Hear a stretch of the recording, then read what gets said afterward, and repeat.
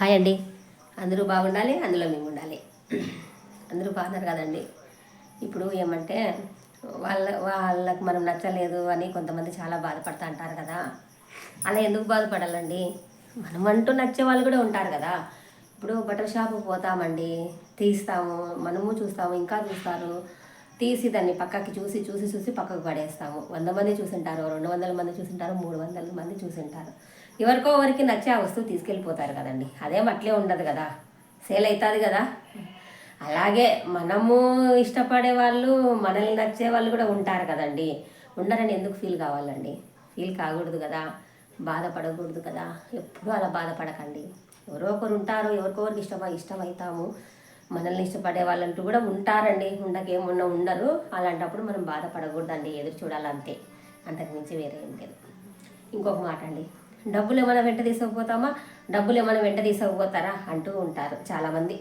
తెలిసిన వాళ్ళు, తెలియని వాళ్ళు చాలామంది అంటుంటారు. వెంట అయితే తీసుకుపోము, కానీ ఇప్పుడు గొర్రె చనిపోతే 4,000 డబ్బులు వస్తాయండి ఈజీగా. కోడి చచ్చిపోతే 200 డబ్బులు వస్తాయి. అదే మనం చచ్చిపోతే 40,000-50,000 అవసరం అవుతాయి కదండి. 40,000-50,000 అవసరం అవుతాయి. మనకంటూ ఉన్న వాళ్ళకి ఏమైనా దారి చూపించాలా. అలాంటప్పుడు డబ్బులు ఏమైనా ఎంట తీసుకుపోతామా అంటే ఎక్కడ సాధ్యం అండి అది?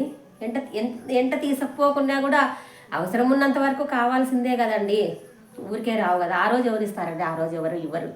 అందుకని డబ్బులు విలువ చాలా జాగ్రత్తగా పెట్టుకోవాలండి. ఎంట తీసుకొని పోవాల్సిన అవసరం లేదండి. ఉన్నన్నాళ్ళు కావాలా, పోయిన రోజు కావాలా, ఉన్న వాళ్ళకి కావాలా, అవన్నీ మనమే చూసుకోవాలి, అవన్నీ మనమే భరించాలి కదండి. వెనకాల ఏమన్నా ఆస్తులు ఉంటే మనము చూసి చూడనట్లు ఖర్చు పెట్టినా సరిపోతుంది. మనకంటూ ఏమీ లేకున్నప్పుడు డబ్బులు పొదుపు చేసే దాంట్లో తప్పు లేదు కదండి.